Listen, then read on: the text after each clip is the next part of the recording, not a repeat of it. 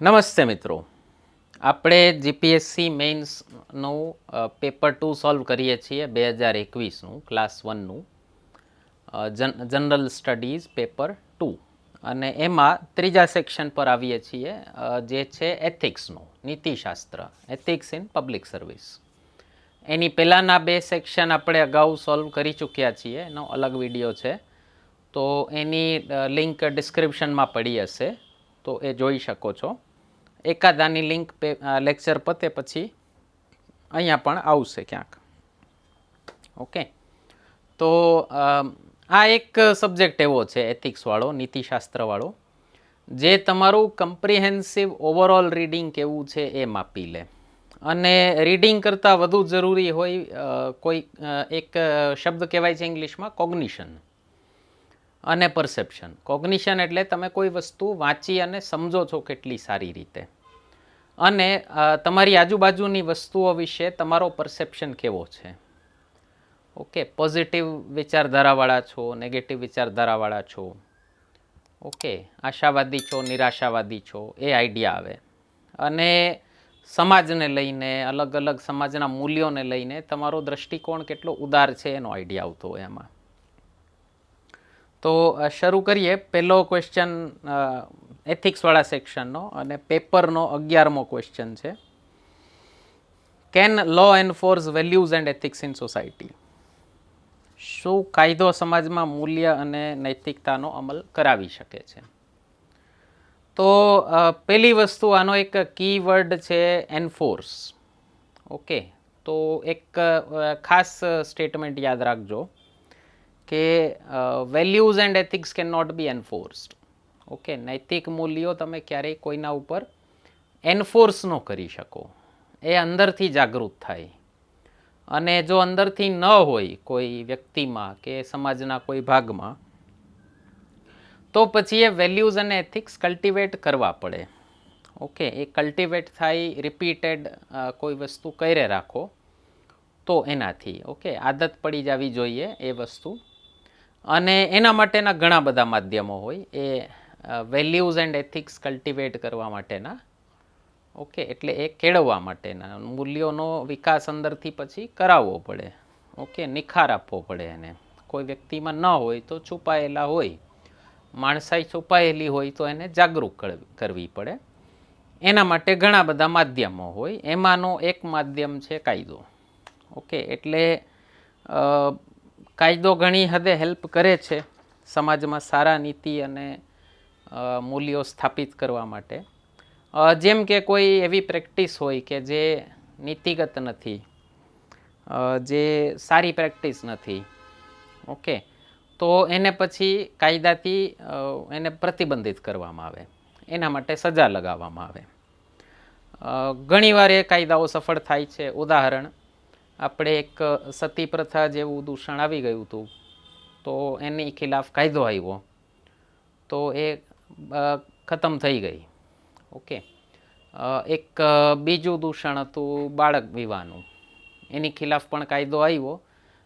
ઘણી હદે આપણે કહી શકીએ કે સફળ છે.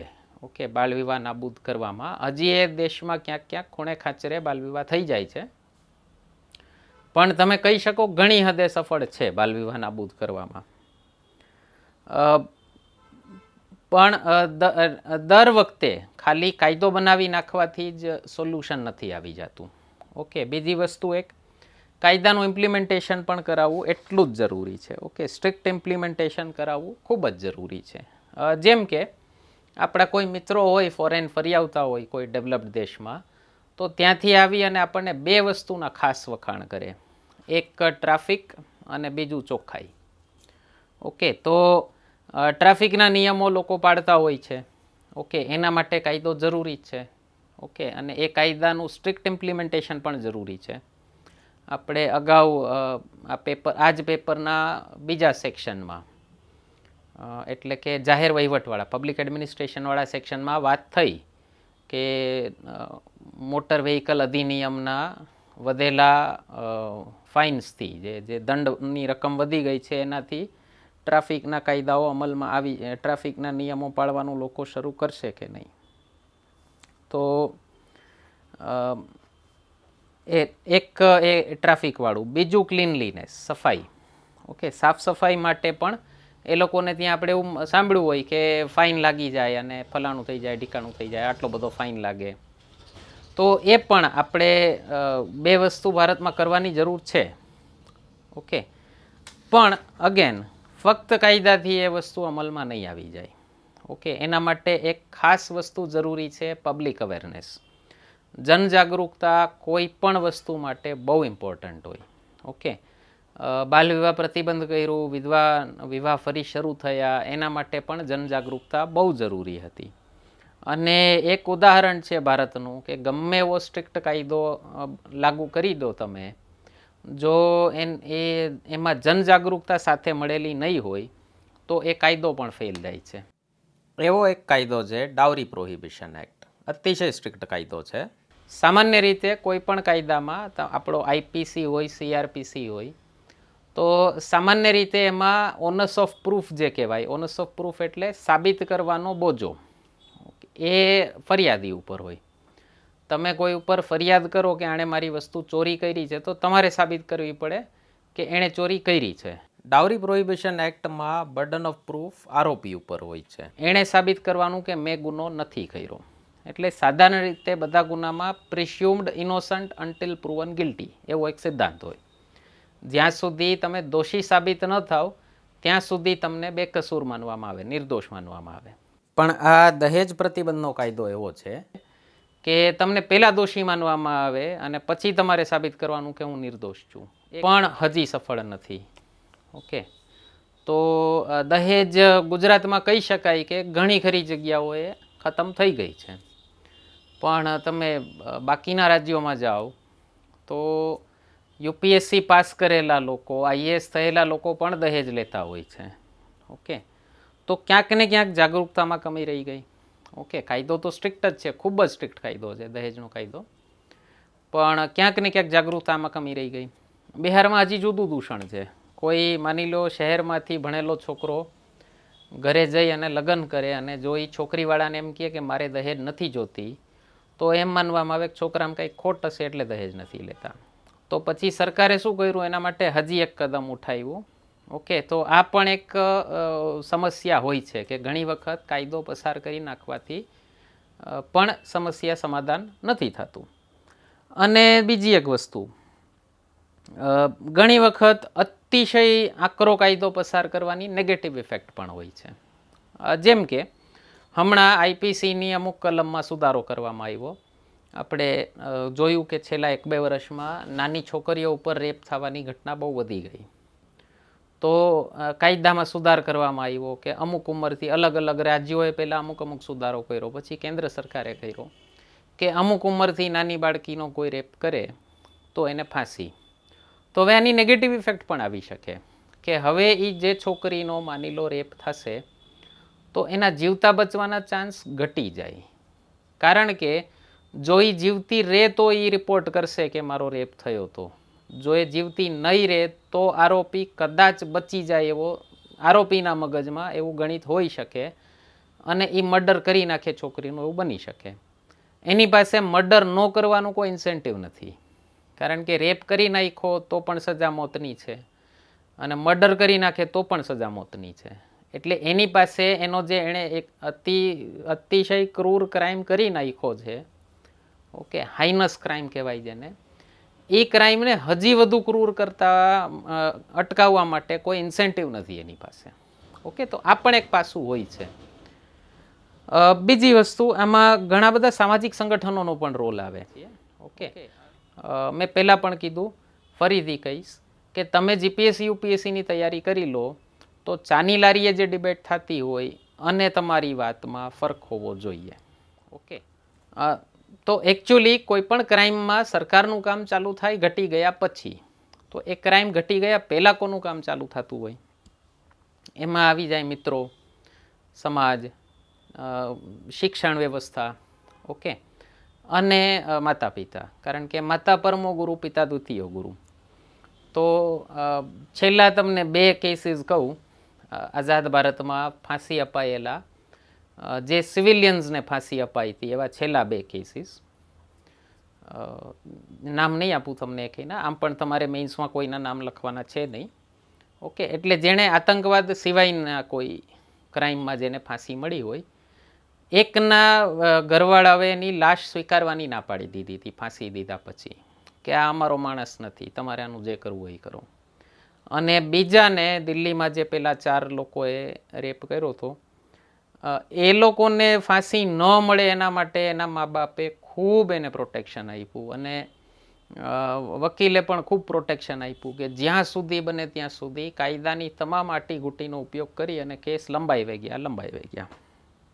ઓકે, તો ઘણી વખત આપણે ઘણા કેસીસમાં જોયું છે, જેસિકા લાલવાળા કેસમાં કે પછી ઘણા બધા કેસીસમાં જોયું છે, પૈસાદાર ઘરના સારા એવા સોકોલ્ડ ભણેલા ઘરના મા બાપ પોતાના છોકરાના ક્રાઇમ ઉપર ઢાકપીછોડો કરતા હોય છે. ઓકે, કવર કરવાની ટ્રાય કરતા હોય છે. તો ક્યાંક ને ક્યાંક સમાજનો પણ રોલ આવે, એટલે જાગૃતતા. ઓકે, અમુક કંઈક જુદી રીતે ઇન્સેન્ટિવ જેવી દહેજના કાયદામાં જોયું. ઓકે, આ બધા ઘણા બધા કદમ જોતા હોઈએ. ઓકે, શિક્ષણ વ્યવસ્થાનો રોલ પણ હોય. તો ફક્ત કાયદાથી સમાજમાં નીતિ, મૂલ્યો અને નૈતિકતાનો અમલ ફક્ત કાયદાથી ન થાય. કાયદો જોઈએ જ, પણ એની સાથે સાથે બીજું ઘણું બધું જોઈએ. ઓકે, એના પછીનો પ્રશ્ન છે, increased consumerism due to globalisation has adversely impacted core family values. વૈશ્વિકરણના કારણે જે ઉપભોક્તાવાદ વધી ગયો છે, એના કારણે કુટુંબના મૂળભૂત મૂલ્યો ઉપર અવળી અસર થઈ છે. ઉપભોક્તાવાદ, કન્ઝ્યુમરિઝમ શબ્દનો મતલબ થાય કે એ એક એવો આઈડિયા છે ઇકોનોમીનો કે જેમાં consumption of goods and services is a desirable goal. એટલે તમે જેમ વસ્તુઓ વધુ ખરીદો એમ એવું કહેવામાં આવે કે ઇકોનોમી વધુ આગળ વધશે. આજે જીડીપી ઓરિએન્ટેડ ઇકોનોમી જ્યારથી ચાલુ થઈ ને ત્યારથી કન્ઝમ્પશન ઉપર બહુ ફોકસ શરૂ થઈ ગયું છે. ઓકે, અને આના પ્રણેતા ક્યાંક ને ક્યાંક, આ કન્ઝ્યુમરિઝમના પ્રણેતા ક્યાંક ને ક્યાંક જ્હોન મેનર્ડ કેન્સ કરી અને એક ઇકોનોમિસ્ટ હતા. એનું એક કેનેશિયન મોડલ આવ્યું હતું. દુનિયામાં એક મહામંદી આવી હતી 1929થી, તો અમેરિકાએ એને હાયર કર્યા હતા, અને એનું આ એક મોડલ હતું કે જેમ વધુ કન્ઝમ્પશન કરશો ને એમ તમારી ઇકોનોમી વધુ દોડતી ગણાશે, એમ જીડીપી વધુ આગળ વધતી ગણાશે. ઓકે, તો એ કન્ઝ્યુમરિઝમ છે ને એ કન્ઝ્યુમરને એક ટાર્ગેટ ગણે છે. કન્ઝ્યુમર એટલે આપણા જેવા, તમારા મારા જેવા લોકો કે જે વસ્તુ ખરીદવા જાય છે એને ટાર્ગેટ ગણે છે, એને કેશ કાવ ગણવામાં આવે છે. ઓકે, અને એ જ ઇકોનોમિક પોલિસીનો મેઇન ટાર્ગેટ હોય છે. અને એ ઇકોનોમિક પોલિસીનો હેતુ હોય છે કે ઇન્ક્રીઝિંગ કન્ઝમ્પશન બેનિફિટ્સ ઇકોનોમી. જેમ માલની ખપત વધુ થાય, કોઈ પણ માલની, લોકો જેમ વધારે વસ્તુઓ ખરીદે એમ ઇકોનોમી વધુ સારી કહેવાય.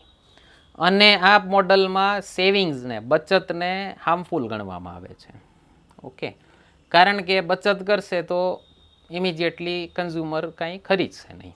ઓકે, આ ગ્લોબલાઇઝેશનનો એક મોટો પ્રભાવ છે. ઓકે, અને આના કારણે લોકો વસ્તુઓ વધુ ઉપયોગ કરતા થઈ ગયા છે. ઓકે, એટલે ઇંગ્લિશમાં એને કહેવાય છે ઓબ્જેક્ટિવિઝમ. ઓકે, ગુજરાતીમાં એનો બહુ મસ્ત શબ્દ છે ભૌતિકતાવાદ વધી ગયો છે. ઓકે, એટલે લોકોની પાસે જેટલી વધુ વસ્તુ એટલો વધુ સુખી અને એટલો વધુ સફળ એ માણસ ગણાય. ઓકે, આવો એક કન્સેપ્ટ આવી ગયો છે આપણા સમાજમાં અત્યારે. આ કન્સેપ્ટ ચાલે જ છે, આપણને ખબર જ છે. ઓકે, તો એની પાછળ એક મશીનરી કામ કરે છે. બધી મોટી મોટી કંપની જે પોતાના માર્કેટિંગ બજેટ ખૂબ મોટા રાખ્યા છે. એટલે ભારતમાં જે કંપનીનું સૌથી વધારે માર્કેટિંગ બજેટ છે એ છે હિન્દુસ્તાન યુનિલિવર લિમિટેડ. 3500 કરોડ રૂપિયાનું વાર્ષિક બજેટ છે એનું. એમેઝોનનું 1000 કરોડનું બજેટ છે. ડ્રીમ 11 પેલી MS ધોનીવાળી 800 કરોડનું બજેટ છે. એના પછી વિવો, પોતો ખ્યાલ જ છે બધાને, પ્રોક્ટર એન્ડ ગેમ્બલ.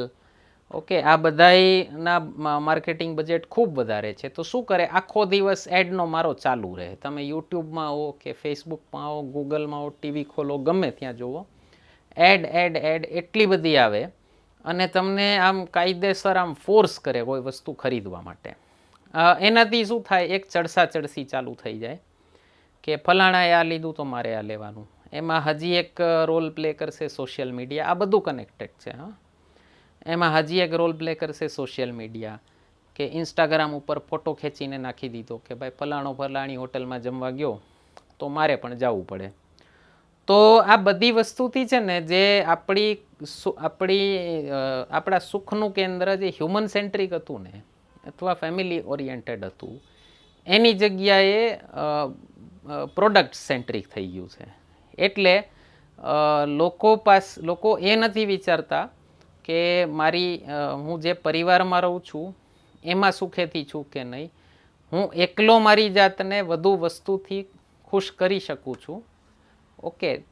ઓકે ચાલે છે, તો પરિવારની જરૂર ક્યાં છે. તો શું થાય પછી, જોઈન્ટ ફેમિલીઝ તૂટતા જાય.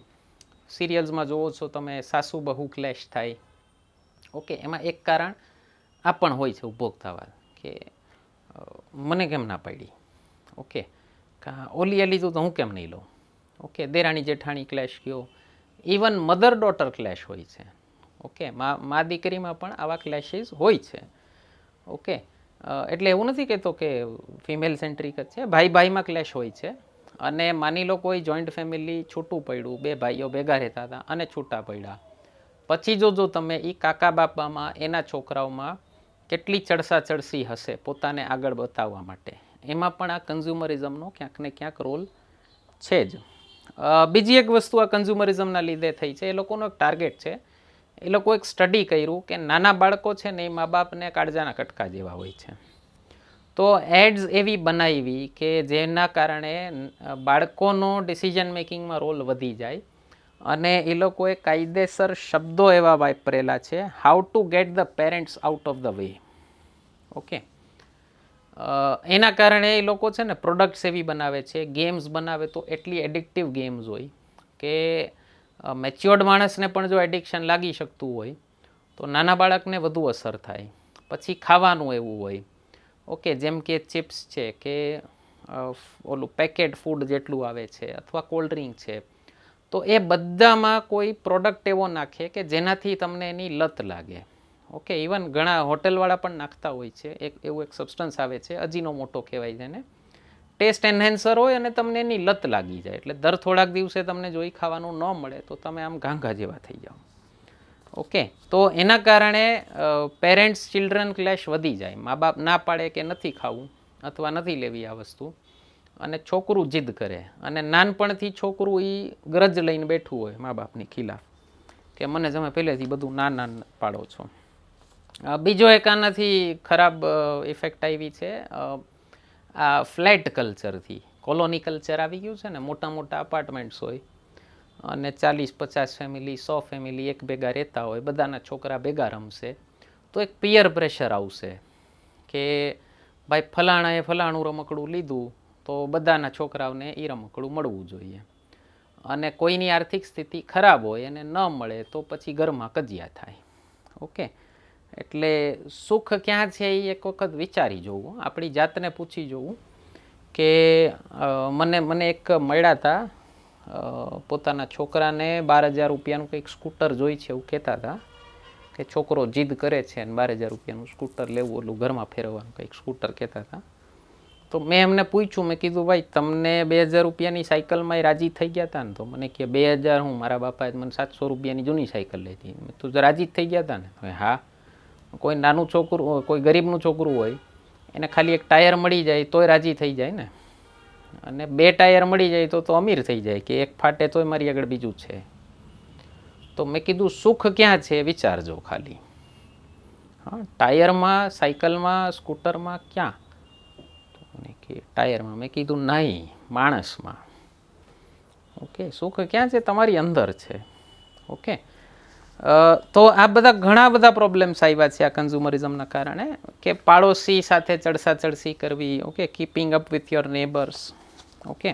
એક બીજું બહુ ગંદુ કલ્ચર આવ્યું છે, મેં ઓલા હોર્ડિંગ જોયા, સુપર મોમ કોન્ટેસ્ટ.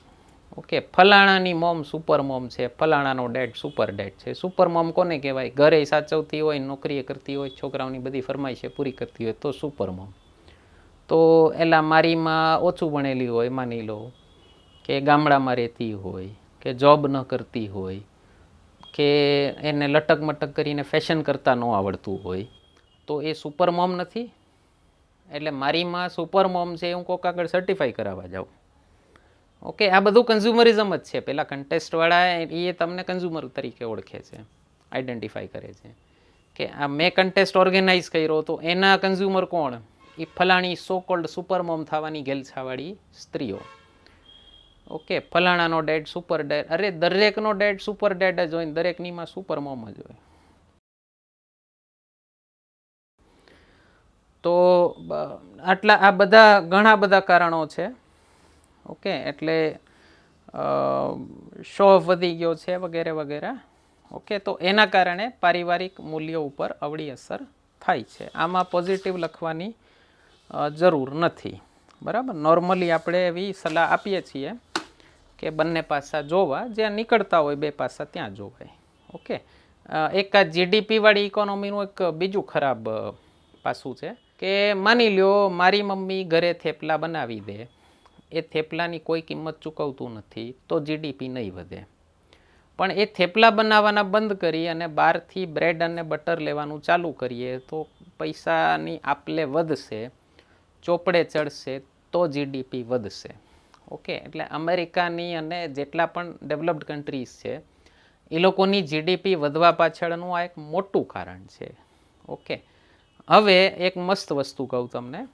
અમેરિકામાં જે અમીર લોકો હોય ને, અલ્ટ્રા રિચ લોકો, એ રોજ 3 ટાઈમ રાંધેલું ખાવાનું જમતા હોય, 2 ટાઈમ 3 ટાઈમ જેટલું પણ જમતા હોય. અને જે મિડલ ક્લાસ છે, જેની પાસે જાજો પૈસો નથી, જેને પૈસા કમાવા માટે જોબ લાંબી કરવી પડે છે, જેની પાસે રાંધવાનો પૂરતો સમય નથી, એ લોકો પેકેજડ રેડી ફૂડ ખાય છે. ઓકે, ભારતમાં એક્ઝેક્ટલી ઉલટી સ્થિતિ છે. આપણે એવું સમજીએ છીએ કે અમેરિકન્સ કરે એ બધું સારું એટલે પેકેજ ફૂડ ખાવા માંડ્યા છીએ. અને જે સાધારણ તબકો છે ભારતનો, એ રાંધેલું તાજું રાંધેલું ખાવાનું ખાય છે. તો એકચ્યુઅલી હવે અમેરિકાના સ્ટાન્ડર્ડ્સ પ્રમાણે જોવો ને તો આપણા ઘરમાં રેડીમેડ ગરમ થેપલા કે ભાખરી રોજ નાસ્તામાં મળતી હોય ને, અને એનું જો તમે જીડીપી વેલ્યુ ગણવા જાઓ ને તો યાર એની વેલ્યુ ઘણી ઊંચી છે. હા, પણ એ કન્ઝ્યુમરિઝમના કારણે ગણાતી નથી. ઓકે, એ ચોપડે એ વેલ્યુ નથી દેખાતી. ઓકે, એટલે આ એક બહુ ખરાબ અસર નાખી છે આ જીડીપી રિલેટેડ ઇકોનોમીએ, કે ઘરમાં જે વસ્તુ તમને બેસ્ટ વસ્તુ જે મળતી હતી, જે મફત મળતી હતી, એટલે ખિસ્સામાંથી પૈસા નહોતા દેતા, એની વેલ્યુ નથી કરતા. ઓકે, પોતાનો હીરો ફેંકી અને બીજાનો કાચનો ટુકડો લેવા જવાની વાત છે. ઓકે, એના પછીનો ક્વેશ્ચન છે ફેક ન્યૂઝ ઉપર, કે fake news is impacting thought process of the youth negatively. Okay, youth ઉપર વધુ નેગેટિવ અસર શું કામ થાય? એનું એક કારણ છે ફ્રેશ માઇન્ડ હોય. ઓકે, એમાં કોઈ પણ વસ્તુ જલ્દી માની લેશે, લેક ઓફ ઇન્ફોર્મેશન છે, ફેક્ચ્યુઅલ ડેટા વધારે છે નહીં. એ ઉંમર એવી હોય કે બહુ જલ્દી ઇન્ફ્લુઅન્સ થઈ જાય કોઈ પણ વસ્તુથી. તો જે પહેલું મળ્યું ને એનાથી ઇન્ફ્લુઅન્સ થઈ જાય. પછી ચેક કરવાની તસદી ન લે કે ભાઈ આ મેં જે ઇન્ફોર્મેશન લીધી છે એ સાચી છે ખોટી છે. એક માણસનો નોર્મલી સ્વભાવ હોય કે ભાઈ કહેતા હશે તો સાચું જ હશે ને. ઓકે, એક સમય હતો કે લોકો ન્યૂઝપેપરને એટલું પ્રમાણિત માનતા, ન્યૂઝ વેબસાઇટ્સ, ન્યૂઝ ચેનલને, ન્યૂઝપેપરને, કે કઈ યાર ન્યૂઝમાં આવ્યું તો સાચું જ હશે ને. ઓકે, પછી ધીમે ધીમે સોશિયલ મીડિયાના આવ્યા પછી આપણને ખબર પડી કે ન્યૂઝ ચેનલના પણ પોલિટિકલ ઇન્ક્લિનેશન હોય છે. એટલે અત્યારે કદાચ કે ન્યૂઝ ચેનલ એવી નહીં હોય કે જેને તમે 100% ન્યુટ્રલ કહી શકો, કે જે કોઈ પણ એક પાર્ટી તરફ ઝૂકેલી ન હોય. એની હાવ અહીંયા એ વાત એની નથી થતી, અહીંયા વાત થાય છે ફેક ન્યૂઝની. તો સોર્સિસ કયા છે ફેક ન્યૂઝના? Social media platform, website, Facebook, Twitter, WhatsApp વગેરે. ફેક ન્યૂઝની વેબસાઇટ હોય છે, ઘણી વેબસાઇટ બની જ છે એના માટે કે ફેક ન્યૂઝ જ સ્પ્રેડ કરતી હોય. ઓકે, ઘણા હેન્ડલ એવા બન્યા છે. ઘણી એવી વેબસાઇટ બની છે કે જેનું નામ રિયલ ન્યૂઝપેપર ન્યૂઝ ચેનલની કે ન્યૂઝપેપરની વેબસાઇટના નામ સાથે ભળતું નામ રાખ્યું હોય. ઓકે, જેમ કે ટાઈમ્સ ઓફ ઇન્ડિયા છે તો એની જગ્યાએ timesIndia.com લખી નાખે. ઓકે, તમે ચેક કરવાનું જાઓ કે ઓફ ક્યાંય ગયું. ઓકે, એટલે ઉતાવળમાં તમારું ધ્યાન ન ગયું હોય. અને બીજું પેલી વોટ્સએપ યુનિવર્સિટી અફવા બજાર. ઓકે, તો નુકસાન શું છે એના? એક તો અત્યારે મહામારી ચાલે છે, કેટલી ટ્રીટમેન્ટ આવી છે કયો જોઈ મને. હવે એ ટ્રીટમેન્ટ અમુક લોકો તો ફોલો કરતા જ હશે, નુકસાન જતું હશે. ઓકે, તો એક પેલું નુકસાન આપણી હેલ્થને જઈ શકે. ઓકે, યુટ્યુબ ઉપર ગમે એ વિડીયો બનાવીને મૂકી દે, બધાનું ન માનવું. હા, ચેક કરવું પડે. અત્યારના સમયમાં, ઇન્ફોર્મેશનના સમયમાં તમારે એક્સ્ટ્રા કેરફુલ રહેવું પડે કે ભાઈ સાચું કોનું છે, ખોટું કોનું છે. ઓકે, ચેક કરતા જ રહેવું પડે. બીજી વસ્તુ, જો સ્ટુડન્ટ્સ લોકો, માની લો રિસર્ચવાળા, માસ્ટર્સવાળા કે પછી કોમ્પિટિટિવ એક્ઝામવાળા સ્ટુડન્ટ્સ લોકો જો ફેક ન્યૂઝને સાચું માની અને લખી નાખે એક્ઝામમાં, તો માર્ક્સ પણ ઘટી શકે એના. ત્રીજી વસ્તુ, રીડિંગ હેબિટ જ ઘટી શકે લોકોની. કારણ કે માની લો એક સમય એવો આવી શકે કે લોકો માટે સાચું શું છે એની આઈડેન્ટિફાઈ કરવું જ અઘરું થઈ જાય. ઓકે, આ સાચો તો છેલ્લે શું કરે માણસો? ન્યૂઝ જોવાના જ મૂકી દે. ઓકે, થયું હશે કદાચ, આ જેટલા લોકો જોવો છો એમાંથી એક કોક સાથે થયું હશે. તો પછી લોકો શું કરે? રીડિંગ હેબિટ જ વહી જાય, જવા દે, નથી કરવું. એ પહેલાં એક વાંચવું, પછી સાચું હતું ખોટું હતું નક્કી કરવું, પછી બીજું વાંચવું, એના કરતાં જવા દો, કરવું નથી. આપણા રામ મસ્ત હતા. ઓકે, તો રીડિંગ હેબિટ જ જઈ શકે. અને તમારી રીડિંગ હેબિટ ન હોય તો તમે તમારી સાથે કેવડો અન્યાય કરો છો. એક સારી પુસ્તક વાંચજો, તમને ખ્યાલ આવશે. હા, સારી પુસ્તક કહું છું. બીજી વસ્તુ, એનાથી ઘણી વખત ફેક ન્યૂઝથી દંગા ભડકાવેલા છે, ખોટા ખોટા ધરના ભડકાવી દે છે. ઓકે, આપણે જોયા છે, પાસ્ટમાં ઘટેલા છે. તો એના ઉપર ક્યાંક ને ક્યાંક ઇશારો લાગે છે ગવર્મેન્ટનો. ઓકે, ફલાણું થઈ જશે, ઢીકાણું થઈ જશે. ઓકે, એ થયું હોય ન થયું હોય સેકન્ડરી વસ્તુ છે. ઓકે, કોઈ કાયદો આવ્યો જ નથી એની પહેલાં અફવા ફેલાવી દેવાની કે આ કાયદામાં આવા આવા પ્રોવિઝન હશે. તો પેલા એક સ્ટેટના રાજ્યપાલના શબ્દોમાં કૌવા કાન લઈ ગયા, કૌવા કાન લઈ ગયા. અરે દેખ લો કાન હૈ કે નહીં હૈ. ઓકે, એક બીજો તરીકો હોય આનો. કોઈ પણ સ્ટેટિસ્ટિક સાથે તમે કોઈ ન્યૂઝ આપો ને તો લોકોને બહુ જલ્દી વિશ્વાસ આવી જાય. ઓકે, એટલે માની લો તમને કોઈ એમ કહે કે 80% ન્યૂઝ તો ખોટાળા જ છે, 82% એમ આંકડો એવો આપે કે રાઉન્ડ ફિગર ન હોય, તો તમને જટ માનવામાં આવી જશે. ઓકે, પણ તમે એ ચેક કર્યું ખરા કે આ 82% ક્યાંથી આવ્યા? ઓકે, ઘણા બધા રિસર્ચ આવતા હોય છે. ઓકે, હમણાં જ રિસન્ટ પાસ્ટમાં ઘણા બધા રિસર્ચ એવા આવ્યા કે ભારતમાં ડેમોક્રેસી ઘટી ગઈ છે, ફલાણું થઈ ગયું છે, ઢીકણું થઈ ગયું છે. દરેક એવા ન્યૂઝ ઉપર આંધળો ભરોસો ન કરવો. ઓકે, હવે news channel, news magazine, newspaper બધાના પોતપોતાના હિડન એજન્ડા થઈ ચૂક્યા છે, ઓલરેડી થઈ ચૂક્યા છે. આપણે એ યુગમાં આવી ગયા છીએ કે એકેય ન્યૂઝ ચેનલ ન્યુટ્રલ નથી. ઓકે, અને બીજી એક વસ્તુ, ન્યૂઝમાં ખાસ આઈડેન્ટિફાઈ કરવાનું હોય. એક ઓપિનિયન હોય અને એક ફેક્ટ હોય. ઓકે, ઓપિનિયન માટે ન્યૂઝપેપરમાં એક અલગ પાનું જ આપ્યું હોય, વચ્ચેનું પાનું હોય, એ પાનાને ઓપિનિયન પેજ જ કહેવાય. ઓકે, એડિટોરિયલ પેજ કહેવાય અથવા ઓપિનિયન પેજ કહેવાય.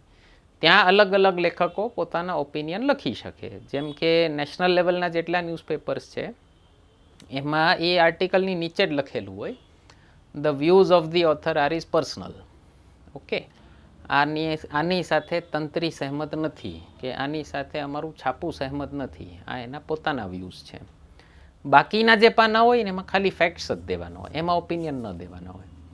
તમે ઘણી વખત જોશો સારા સારા ફેમસ ન્યૂઝપેપરમાં ફ્રન્ટ પેજ ઉપર ઓપિનિયન છાપેલા હોય છે. ઓકે, એટલે સીધો વર્ડિક્ટ આવી જાય, સીધું જજમેન્ટ આવી જાય. ફલાણું કરવામાં ભારત નિષ્ફળ ગયું છે, ફલાણા ટ્રેડ વોરમાં ચાઇના જીતી ગયું ફલાણા દેશ સામે. તો એ ઓપિનિયન કહેવાય સાહેબ, એ ફેક્ટ ન કહેવાય. ઓકે, ટ્રેડ વોર ખતમ જ નથી થઈ તો જીતી ગયું કે હારી ગયું હોય તમે નક્કી ન કરી શકો. તમે નક્કી કરી લીધું એનો મતલબ એ તમારો ઓપિનિયન છે. ઓકે, તો બને ત્યાં સુધી ન્યૂઝવાળાએ પણ ટ્રાય કરવી જોઈએ કે ઓપિનિયન ન આપે, ફેક્ટ્સ આપે. ઓપિનિયન જનતાને પોતાનો બનાવવા દે. ઓકે, પણ એ બધાથી આપણે સાવધાન રહેવું પડે. ઓકે, એના પછીનો પ્રશ્ન છે, anger is a powerful human emotion. ગુસ્સો એ મનુષ્યની પ્રબળ લાગણી છે. What is the true role of social influence in translating it in constructive directions. તેને રચનાત્મક દિશામાં પરિવર્તિત કરવામાં સામાજિક અસરની ભૂમિકા શું છે? મને મહાભારતનો એક કિસ્સો વારે વારે યાદ આવે. ગુસ્સા ઉપર વાત થાય ત્યારે ભીમ અને અર્જુનને ગુસ્સો વધારે હતો બાકીના 3 ભાઈઓ કરતાં. તો કૃષ્ણ કાયમ કંટ્રોલ કરતા ભીમને. કે એક વાત મને કૃષ્ણની બહુ મસ્ત લાગી કે તમારા ક્રોધ ઉપર નિયંત્રણ રાખો, યુદ્ધમાં એ ક્રોધની જરૂર પડવાની છે. ઓકે, અત્યારે એ ગુસ્સો વેડફી નાખશું તો જ્યારે એની જરૂર હશે. ગુસ્સો ઇન્હેરન્ટલી ખરાબ વસ્તુ નથી. હા, કોઈ સ્પોર્ટ્સમેનની અંદર જો ગુસ્સાની આગ ન હોય તો એ 8 કલાક કે 12 કલાક પ્રેક્ટિસ ન કરી શકે. ઓકે, તો એ જ્યારે રમતો હશે ત્યારે શોટ પ્રોપર નહીં મારી શકે. ઓકે, કે બોલ પ્રોપર થ્રો નહીં કરી શકે. તમે આમ શાંતિથી બોલિંગ કરો તો કેવી કરો, લે બેટા રમી લે. ઓકે, કાં તો નથી મારવો, જવા દે ને. ઓકે, તો ગુસ્સો તો જોશે પણ એને સકારાત્મક દિશાએ વાળવો બહુ જરૂરી છે. ઓકે, હવે આખો સમાજ કે આખો દેશ જ્યારે પોતાના ગુસ્સાને સકારાત્મક દિશાએ વાળે ને ત્યારે એ દેશ વન્ડર્સ કરી શકે. ઓકે, એ દેશ અજાયબીઓને સાચી કરીને બતાડે. એક ઉદાહરણ છે જાપાન. ઓકે, વર્લ્ડ વોર 2 પછી જાપાન બરબાદ થઈ ગયો તો 2 એટમ બોમ્બ પડ્યા હતા, આપણને ખ્યાલ છે. એના 30 જ વર્ષની અંદર જાપાન સેકન્ડ રિચેસ્ટ ઇકોનોમી હતું દુનિયાની. ઓકે, સેકન્ડ લાર્જેસ્ટ ઇકોનોમી હતું. શું કામ? જાપાનના વેપારીઓને એવું કહેવાય છે કે એ લોકો છે ને બહુ રાષ્ટ્રભાવનાથી વેપાર કરવાવાળા લોકો છે. તો ત્યાંની ઘણી બધી કંપનીઝે એવું નક્કી કર્યું કે અમે એવી અફલાતુન પ્રોડક્ટ બનાવશું ને કે દુનિયાના એકેય દેશને જાપાનની પ્રોડક્ટ વગર નહીં ચાલે. એણે પોતાનો ગુસ્સો સકારાત્મક દિશાએ વાળ્યો. ઓકે, અને એના ફળ એને મળ્યા. અત્યારે તમે જોઈ શકો છો એક મહામારી જેવી સ્થિતિ ચાલે છે. લોકોની અંદર ગુસ્સો છે પણ એ ગુસ્સો કાઢે છે ડૉક્ટર ઉપર, હોસ્પિટલના સ્ટાફ ઉપર, ક્યાંક પોલીસ ઉપર. ગયા વર્ષે થયું હતું ને, ક્યાંક પોલીસ ઉપર થૂકીને ને એવું બધું કર્યું હતું.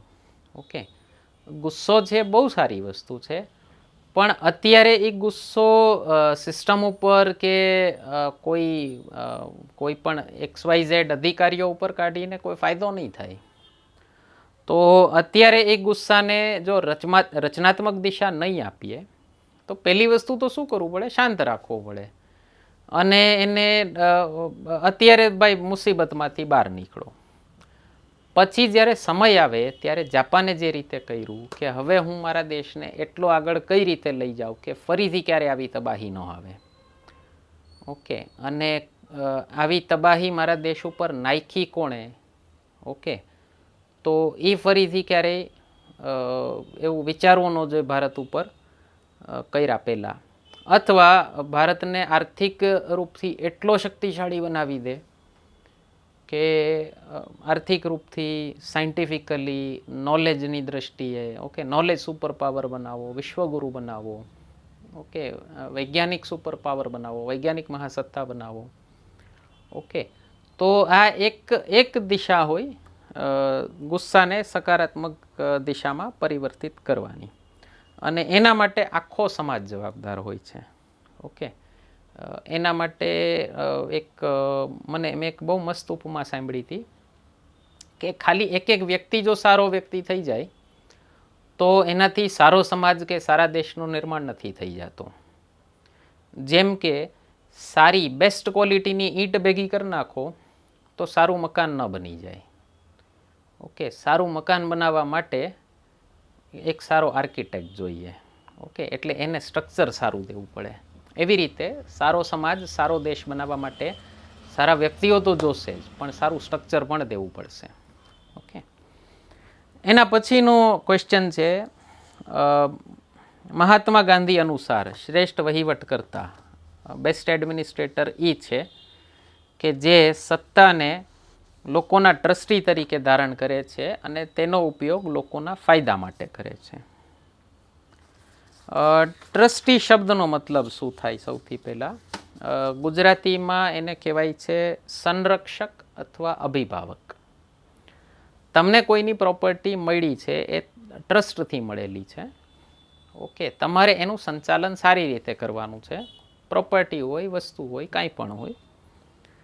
ઓકે, અને પછી એનું બરાબર સરસ રીતે વિકાસ કરી અને પાછી હેન્ડઓવર કરી દેવાની છે તમારો સમય પૂરો થાય ત્યારે. ઓકે, એટલે benefit of the third party માટે કામ કરવાનું છે તમારે. એ વ્યક્તિ કે એ વસ્તુની સાથે તમારે ડાયરેક્ટ સંબંધ હોવો જરૂરી નથી. ડાયરેક્ટ સંબંધ સમજો કે મારો દેશ છે અને હું આને વધુ સારી રીતે કઈ રીતે લઈ જાઉં, વહીવટ કરતા એડમિનિસ્ટ્રેટર્સ જેટલા છે, એટલે તમારા જેવા ઓફિસર્સની વાત થાય છે, જે ગુજરાત એડમિનિસ્ટ્રેટિવ સર્વિસમાં અથવા ઇન્ડિયન એડમિનિસ્ટ્રેટિવ સર્વિસમાં કાલ સવારે ભરતી થશો, તો એ લોકોની વાત થાય છે. તો ગાંધીજીએ કીધું હતું કે શ્રેષ્ઠ વહીવટ કરતા કોણ છે, બેસ્ટ એડમિનિસ્ટ્રેટર કોણ છે? જે લોકોના ટ્રસ્ટી તરીકે કામ કરે છે. ઓકે, જે સત્તા લોકોના ટ્રસ્ટી તરીકે ધારણ કરે છે અને તેનો ઉપયોગ લોકોના ફાયદા માટે કરે છે. ઓકે, તો એ સત્તા શું કામ આપી છે કે એના વગર તમારું કામ સારી રીતે થઈ શકે એમ ન હોય. પણ તકલીફ ક્યાં થાય કે જ્યારે એ ટ્રસ્ટીની જગ્યાએ પોતાની જાતને એના માલિક સમજી બેસે ત્યારે. ઓકે, અને માલિક સમજી લે અને પછી એ સત્તાનો દુરુપયોગ શરૂ કરે, પોતાના ફાયદા માટે ઉપયોગ શરૂ કરે અને એ જગ્યાએ શું કામ બેઠા હતા એ ભૂલી જાય અને બીજું જ કરી નાખે જે કરવાનું હતું એના કરતાં. તો આ બ્યુરોક્રસી જે શબ્દ છે એને હિન્દીમાં કહેવાય છે નોકરશાહી. અને ત્યાં એક ટોન્ટે મારે છે હિન્દી ભાષી લોકોમાં કે અબ ये નોકરશાહી નહીં રહી, અબ ये શાહી નોકર હો ગए हैं. ઓકે, સરકારી જમાઈ. ઓકે, આવા પણ શબ્દો ઉપયોગ થતા હોય છે. ઓકે, એટલે જમાઈ સસરા પ્રત્યે સોતેલો વ્યવહાર શું કામ રાખે એ સેકન્ડરી વસ્તુ છે, પણ ભાવ એનો એવો હોય છે કે જમાઈની જેમ ટ્રીટ કરે છે એટલે એને પોતાના પણ કાંઈ નથી હોતું. ઓકે, મને ખાલી આપો, બીજું કાંઈ નહીં. ઓકે, તો ગાંધીજીનો જે આઈડિયા હતો ટ્રસ્ટીશીપનો એ એમનો એક શ્રદ્ધા હતી નોન પોઝેશન ઉપર, અપરિગ્રહ ઉપર એમની એક શ્રદ્ધા હતી. જૈન દર્શનના જે 5 સિદ્ધાંતો છે, અહિંસા, સત્ય, બ્રહ્મચર્ય, ઓકે, અસ્તેય અને અપરિગ્રહ. અપરિગ્રહ એટલે ભેગું નહીં કરવાનું. તો એમની શ્રદ્ધા હતી અપરિગ્રહ ઉપર. તો એના ઉપરથી એમનો ટ્રસ્ટીશીપનો સિદ્ધાંત આવ્યો હતો. અને એમનું માનવું એવું હતું કે સાધારણ માણસ છે, કોમન મેન છે, એ આ સત્તાના કેન્દ્રોને બહુ ભરોસાથી એને આ એક રોલ આપ્યો છે કસ્ટોડિયન તરીકેનો. કસ્ટોડિયન તરીકેનો એટલે તમને કસ્ટડી આપી છે કે ભાઈ આ ભારતના ફલાણા પોસ્ટની સત્તા તમને આપી, અમે બહુ ભરોસાથી આપી છે કે તમે એનું સારી રીતે સુચારુ રૂપથી સંચાલન કરશો. ઓકે, એ ન થાય તો શું થાય? જે ઘણી જગ્યાએ આપણે જોઈએ છીએ એવું થાય છે. એવું નથી કે બધા વહીવટ કરતાં ખરાબ જ છે. ઘણા શ્રેષ્ઠ ઉદાહરણો છે કે જેણે કદાચ મતલબ જે જરૂરી હતું એનાથી પણ વધુ ઘસાઈ અને ઈમાનદારીથી સેવા આપી છે. ઓકે, તો એવા વ્યક્તિઓ જ શ્રેષ્ઠ વહીવટકર્તાઓ હોય છે, એવો ગાંધીજીનો આના ઉપરથી એવો આઈડિયા હતો. ઓકે, તો આશા કરીએ છીએ આ પેપર સોલ્યુશન સિરીઝ તમને ગમી હશે. આ સેક્શન કેવો લાગ્યો કમેન્ટ સેક્શનમાં જણાવજો. અને તમારા ફ્રેન્ડ્સમાં શેર કરજો, ચેનલ સબસ્ક્રાઈબ કરજો. ધન્યવાદ.